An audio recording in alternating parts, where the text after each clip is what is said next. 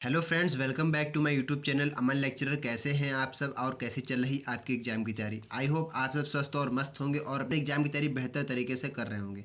तो फ्रेंड्स, जैसा कि आपने थंबनेल में देख लिया होगा, आज की हमारी वीडियो का टॉपिक है क्लास 12th हिंदी के महत्वपूर्ण टॉपिक। ठीक है, आज की जो हम लोग वीडियो में बात करेंगे दोस्तों, वो महत्वपूर्ण टॉपिक के ऊपर बात करेंगे कि जो कि आपके पेपर में बहुत ज़्यादा पूछे जाते हैं। ठीक है, ऐसे टॉपिक होंगे जिस पैटर्न से आपका पेपर बनता है, उसी पैटर्न से आज हम लोग बात करेंगे। ठीक है, तो फ्रेंड्स, आज की वीडियो बहुत ही इंपॉर्टेंट होने वाली है। वीडियो को स्किप मत कीजिएगा, वीडियो को एंड तक देखिएगा। आज हम लोग एक एक टॉपिक पर बात करेंगे। ठीक है, हिंदी के गद्य, पद और संस्कृत के सब कुछ टोटल हम लोग आज बात करने वाले हैं। तो फ्रेंड्स, सबसे पहले हम लोग शुरुआत करते हैं गद्य यानी कि हिंदी फर्स्ट, जिसको आप लोग कहते हैं हिंदी लिटरेचर। ठीक है, तो यहाँ पर देखिए मैंने कुछ महत्वपूर्ण गद्यांश लिखे हुए हैं जो कि हिंदी लिटरेचर से आपके पूछे जाते हैं। सबसे पहला महत्वपूर्ण गद्यांश में सबसे पहला जो लिखा है वो है राष्ट्र का स्वरूप। ठीक है, राष्ट्र का स्वरूप क्या है, किसने लिखा हुआ है, वासुदेव शरण अग्रवाल, ये इनके लेखक है। दूसरा है अशोक के फूल। ठीक है, अशोक के फूल, अशोक के फूल के लेखक कौन है, हजारी प्रसाद द्विवेदी, या फिर इनको डॉक्टर हजारी प्रसाद द्विवेदी भी कहा जाता है। तो इसको भी अच्छे तरीके से आपको पढ़ लेना है। तीसरा है आपका भाषा और आधुनिकता।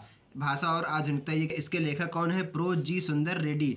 ठीक है, तो ये तीन ही यहाँ पर टॉपिक मैंने लिखे हुए हैं क्योंकि ये बहुत ही तीन इंपॉर्टेंट हैं। ये आपके लगभग पेपर के 7 सेट होते हैं, 7 सेट में आपको कहीं ना कहीं तीनों में से आपको जरूर दिख जाएगा कोई एक। तो इसको अच्छे तरीके से आपको बिल्कुल तैयार कर लेना है, बिल्कुल रट्टू तोता बन जाना है। जैसे ही आपके बिल्कुल पेपर में दिखे आपको बिल्कुल वही उठा करके छाप देना है। ठीक है, तो ये तो आपको गद्यांश में पढ़ने के लिए मैंने बताया। अब हम लोग बात कर लेते हैं पदांश की, यानी कि हिंदी सेकंड की। ठीक है, साथ साथ में बात करते चलते हैं, थोड़ा आसानी रहती है। ठीक है, एक साथ में अगर हम लोग बात करते चलेंगे ना गद्यांश और पदांश की, तो आपको बेहतर तरीके से समझ में आएगा।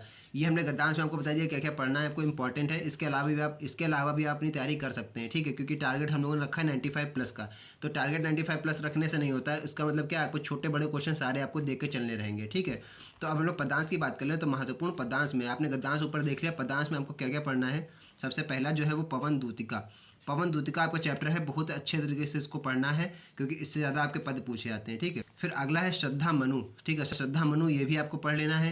तीसरा है गीत, यानी किसके द्वारा लिखा गया है, वो महादेवी वर्मा जी के द्वारा। ठीक है, तो ये तीन है, ये पदांश बहुत ही इंपॉर्टेंट हैं जो कि आपके पेपर में बहुत बार पूछे आ चुके हैं मैंने। ठीक है, तो जैसा कि मैंने आपको वीडियो की शुरुआत में बताया था, आज की इस वीडियो में हम लोग केवल उसी टॉपिक पर बात करेंगे जो कि आपसे बहुत ज़्यादा पूछे आ चुके हैं पेपर में, यानी कि हर साल वो रिपीट होते हैं। ठीक है, तो ये तो मैंने गद्यांश बता दिया, आपको पदांश बता दिया। अब आगे बढ़ते हैं। ठीक है, अब आगे फ्रेंड्स देख लेते हैं लेखकों का परिचय। ये लेखकों का परिचय किसमें होता है, गद्यांश में होता है। ठीक है, तो आप जानते होंगे लेखक जो होते हैं वो गद्यांश में होते हैं और जो कवि होते हैं वो पद्य में होते हैं। यानी कि गद्य में लेखक होते हैं और पद्य में कवियों के नाम से जाना जाता है। टॉपिक है हमारा लेखकों का जीवन परिचय। ठीक है, जो लेखक है उनका जीवन परिचय, आपको कौन कौन से लेखकों का जीवन परिचय आपको रट के जाना है, बिल्कुल पढ़ के जाना है, जो कि आपसे बार बार पूछा जा चुका है। सबसे पहले नंबर पे आते हैं वासुदेव शरण अग्रवाल जी। ठीक है, वासुदेव शरण अग्रवाल, यानी कि गद्यांश में भी इनसे ज़्यादा पूछा था, राष्ट्र का स्वरूप, जैसा कि मैंने भी आपको ऊपर बताया था। तो वासुदेव शरण अग्रवाल जी का जीवन परिचय आपको बिल्कुल पढ़ लेना है। जीवन परिचय में ज़्यादा कुछ होता नहीं है, उनके जीवन में उनका जन्म कब हुआ, ठीक है, और उन्होंने क्या क्या, उनके माता पिता का क्या नाम है, और उन्होंने क्या क्या उपलब्धियाँ हासिल करी,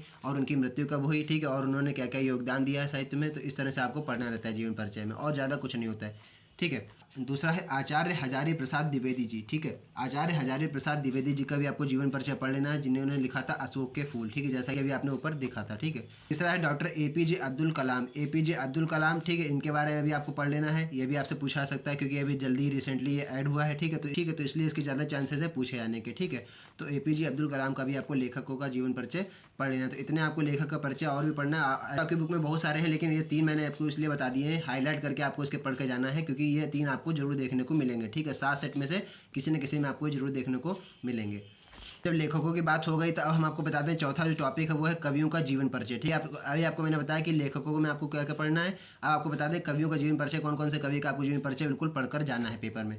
आपको समझ लीजिए इंपॉर्टेंट है, बिल्कुल आना ही आना है पेपर में। ठीक है, जयशंकर प्रसाद सबसे नंबर 1 पे आते हैं, जयशंकर प्रसाद। तो भैया इनका आपको बिल्कुल रट के जाना है, क्या होता है इनका जीवन परिचय। ठीक है, नंबर पे है महादेवी वर्मा। भैया ये दोनों ऐसे हैं ना, जयशंकर प्रसाद और महादेवी वर्मा, ये आपसे कुछ ना पूछा है तो आपसे ये जरूर पूछ लिया जाएगा, जयशंकर प्रसाद और महादेवी वर्मा, बिल्कुल आपके समझ लिए बिल्कुल फिक्स है, बिल्कुल रटे हुए क्वेश्चन है, ये आपको जरूर पूछे जा सकते हैं। ठीक है, तो जयशंकर प्रसाद और महादेवी वर्मा ये तो आपको बिल्कुल पढ़ के आपकी जवान पे रटे होने चाहिए। ठीक है, उसका तीसरे भी आते हैं मैथिली शरण गुप्त। ठीक है, मैथ को आप ऑप्शन में याद कर लीजिएगा। ठीक है, ऑप्शन में आप इसको अपने पास रखिएगा, हो सकता है आपसे ये दो ना पूछकर आपसे ये पूछ लिया जाए, लेकिन ध्यान रखिएगा आपसे इन तीन में से कोई ना कोई एक जरूर आपको मिलेगा, तो इसको बिल्कुल आपको रट के जाना है। ठीक है, 5 नंबर में क्वेश्चन पूछा जाता है। ठीक है, अब पांचवा टॉपिक जो हमारा आता है वो है पंचलाइट की कहानी। ठीक है, वन शॉट का मतलब है आज हम लोग पूरी बात करने वाले हैं महत्वपूर्ण टॉपिक में, आपको क्या क्या पढ़ना है। ठीक है, और कैसे क्या आपको तैयारी करनी है, कौन कौन से इंपॉर्टेंट टॉपिक है, सारी आज हम लोग बात करेंगे इस वीडियो में। ठीक है, तो पांचवा आपको टॉपिक कह रहा है कि पंचलाइट की कहानी। ठीक है, पंचलाइट पंचलाट की कहानी भी आपको पढ़ लेना है। ठीक है, पंचलाट की कहानी में आपको पढ़ना क्या है, नंबर 1 पे उद्देश्य तथा सारांश। ठीक है, पंचलाट की कहानी का उद्देश्य क्या है वो आपको पढ़ना है, और उसका सारांश, कहानी क्या कहती है, कहानी से हमको क्या सीख मिलती है, ये सब आपको पढ़ लेना है। ठीक है, अगला टॉपिक है बहादुर की कहानी।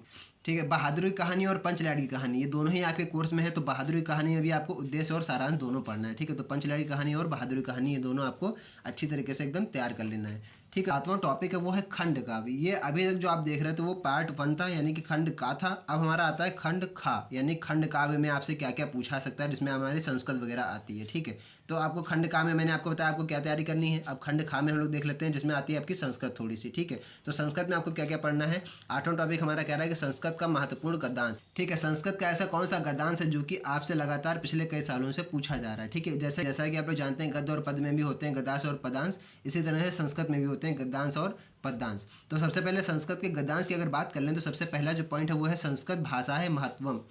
ठीक है, ये गद्यांश है आपके पेपर में लगातार पिछले कई सालों से पूछा चुका है, इसलिए ये इंपॉर्टेंट है। इसको इंपॉर्टेंट आप टिक कर सकते हैं क्योंकि ये बहुत बार पूछा चुका है।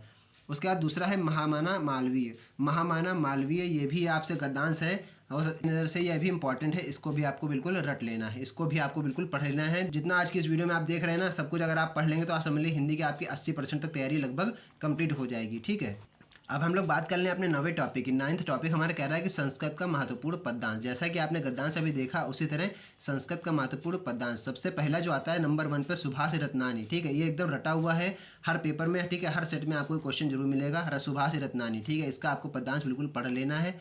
दूसरा है जातक कथा। ठीक है, जातक कथा भी इंपॉर्टेंट है, हो सकता है कभी ऑप्शन में आपसे पूछ लिया जाए, सुभाष रत्नानी पूछा जाए या तो फिर आपसे ऑप्शन में ये पूछा जा सकता है। ठीक है, इसको भी आपको बिल्कुल रट लेना है। जितना भी आज की इस वीडियो में सब कुछ बता रहा हूँ, इसको आपको कहीं पर एक जगह नोट कर लेना है। ठीक है, क्योंकि एग्जाम के वक्त आपको जब रिवीजन करना हो तो आपको आराम से आप एक जगह से उठाएंगे, आपको सब कुछ मिल जाए। ठीक है, तो इस तरह से आपकी अपनी तैयारी भी कंप्लीट हो जाएगी। ठीक, हमारा 10वां टॉपिक कह रहा है फ्रेंड्स मुहावरे तथा लोकोक्तियाँ। अभी तक खंड खा में हम लोग चल रहे हैं, तो मुहावरे और लोकोक्तियाँ तो जाहिर सी बात है आपसे पूछा ही पूछाएगा, तो मुहावरे और लोकोक्तियाँ आपको बिल्कुल तैयार कर लेना है।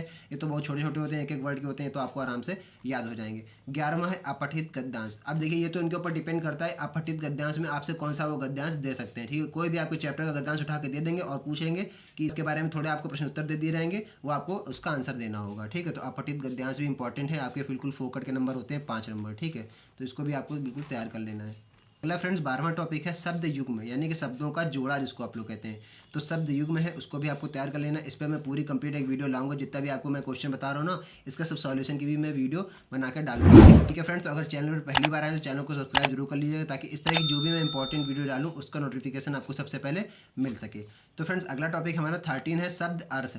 शब्द अर्थ यानी कि अभी आपने ऊपर पढ़ा था शब्द युग्म, यानी कि शब्दों का जो जोड़ा होता है, इसी तरह शब्द और अर्थ, यानी कि एक तरफ आपको शब्द लिखना है और उसका अर्थ क्या होता है। ठीक है, आपको एक तरफ शब्द लिखा रहेगा और उसका आपको अर्थ बताना रहेगा, यानी कि एक शब्द आपको लिखना है और उसका अर्थ बताना है, और दूसरा यानी कि दो, यानी कि एक जैसे जो शब्द होते हैं जिसको होमोफोन्स वगैरह कहते हैं, तो यानी कि एक जैसे जो शब्द होते हैं लेकिन उनका अर्थ अलग अलग होता है, तो उसी को हम लोग शब्द अर्थ कहते हैं, यानी कि होमोफोन्स। फ्रेंड्स अगला है 14वां टॉपिक है वाक्य संशोधन। वाक्य का संशोधन करना क्या ऐसा टॉपिक है ये फ्रेंड्स, ऐसे टॉपिक है जिसमें आपको फोकट के नंबर मिलेंगे, बस आपको वाक्य को अच्छी तरीके से संशोधित करना आता हो। ठीक है, 1-2 नंबर का जो भी आपसे पूछा जाएगा, आपके नंबर बिल्कुल ये फ्री के मिलेंगे। ठीक है, ठीक है, अगला टॉपिक है फ्रेंड्स, ये बहुत इंपॉर्टेंट है, ये तो बिल्कुल आपको रट कर जाना है। ठीक है, इसकी मैंने प्लेलिस्ट बनाई हुई है मेरे चैनल पर, आप विजिट करेंगे तो आपको इसकी प्लेलिस्ट मिल जाएगी हिंदी की 2025 की। ठीक है, उस पर आप जाके आप सारी वीडियो देख सकते हैं, सब हर टॉपिक पर मैंने वीडियो बनाई हुई है।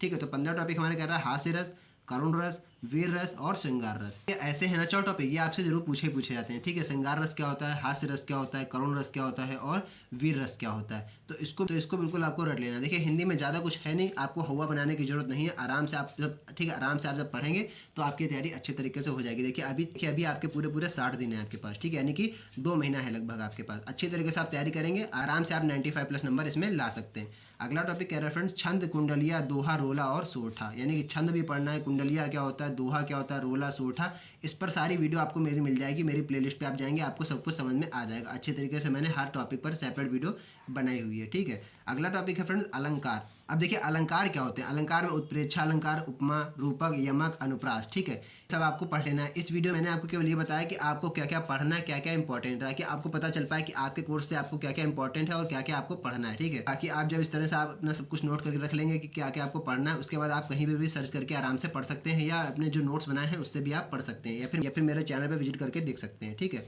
अगला जो है वो बहुत ही इंपॉर्टेंट है पत्र लेखन। ये आपके 5 नंबर का पूछा था मैक्सिमम। ठीक है, 5 नंबर का पत्र लेखन आपसे पूछा था। आपको पत्र कैसे लिखना है वो आपको बता दिया जाएगा, ठीक है। जैसे पहला पत्र है कि किसी विद्यालय के प्रधानाचार्य को सहायक अध्यापक की भर्ती हेतु एक पत्र लिखिए। इसी तरह से आपसे पत्र पूछे जाते हैं, ठीक है। एक विद्यालय में प्रधानाचार्य को सहायक अध्यापक हेतु भर्ती पत्र लिखिए, ठीक है। इसको भी आप इंपॉर्टेंट टिक कर सकते हैं क्योंकि इंपॉर्टेंट है, क्योंकि बहुत बार पूछा आ चुका है, ठीक है।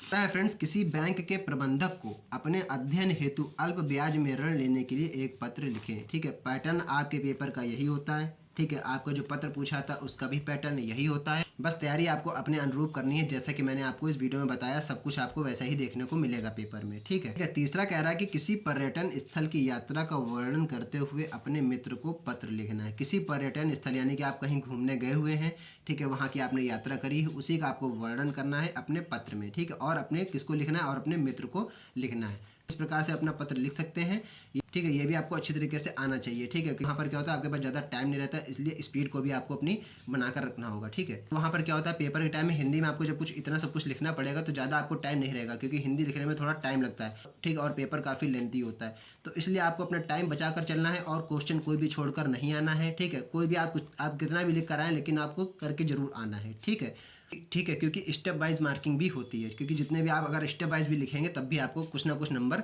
जरूर दिया जाएगा, ठीक है। तो इस प्रकार से आपको अपनी तैयारी करनी है। अब हम लोग लास्ट टॉपिक की बात कर लेते हैं, निबंध लेखन। निबंध लेखन में भाई आपसे क्या क्या पूछा जाता है वो हम लोग बात कर लेते हैं। पहला और सबसे प्रचलित इसलिए कह रहे हैं क्योंकि ये सबसे ज़्यादा पॉपुलर है, पर्यावरण प्रदूषण यानी कि पॉल्यूशन, समस्या और उसके समाधान। भाई इसको आप 3 टिक मैं इसलिए लगा रहा हूँ क्योंकि ये आपके पेपर में समझ लिए धरा ही धरा क्वेश्चन है, आना ही आना है, तो इसलिए वेरी वेरी वेरी इंपॉर्टेंट है, ठीक है। इसलिए आप इसको कहीं अभी से लिख लीजिए, पर्यावरण प्रदूषण यानी कि पॉल्यूशन का समस्या और उसकी समाधान, ठीक है। उसका दूसरा है आतंकवाद यानी कि समस्या और समाधान।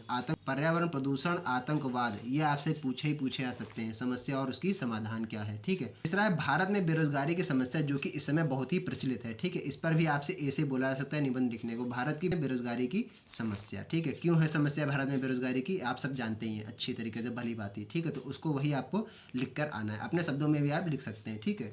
उसका चौथा है मेरा प्रिय लेखक। आपका प्रिय लेखक क्या है, आपका प्रिय लेखक, ठीक है, आपका प्रिय लेखक कौन है उसके बारे में आपको लिखना। ये ऐसा होता है ना निबंध लेखन, ठीक है, ये ऐसा होता है ना निबंध लेखन, इसको अपने मन से भी लिख सकते हैं, कितना भी बढ़ा सकते हैं, जितना भी आपके पास टाइम बचे, और कोशिश करिएगा इसको सबसे लास्ट में लिखिएगा, ठीक है। पूरा जब आप पेपर कर लेंगे तो आपके पास केवल लिखने के लिए यही बचेगा। आराम से जितना भी सोच सकते हैं, आराम से लास्ट में जितना भी आपका दिमाग करे सब आप इसको आराम से लिख सकते हैं, ठीक है। उसके बाद अगला और लास्ट जो कि आपसे पूछा सकता है, ये भी इंपॉर्टेंट है, विद्यार्थी जीवन में अनुशासन का महत्व।